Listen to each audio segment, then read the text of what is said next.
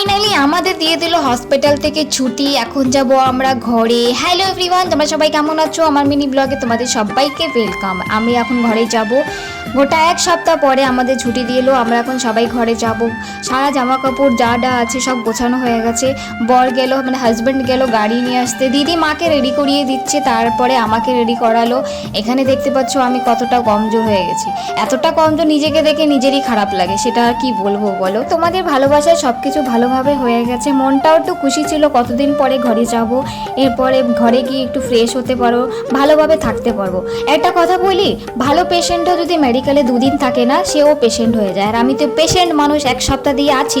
আমার আর থাকতে একটুও ভালো লাগে না। কখন ঘরে যাব কখন ঘরে যাব, এই মেডিকেলের বেডে বসে একটুও ভালো লাগে না। আমার মায়ের সঙ্গে যে দিদিমাটা কথা বলছে, তারও আমার সঙ্গেই সার্জারি হয়েছিল। তাদের ছুটি দেয়নি, কেন কি তার বড় আইসিইউতে আছে, তাই তাদের বলল কাল ছুটি দেবে। হাজব্যান্ড চলে আসলো ব্যাগ সব নেওয়ার জন্য।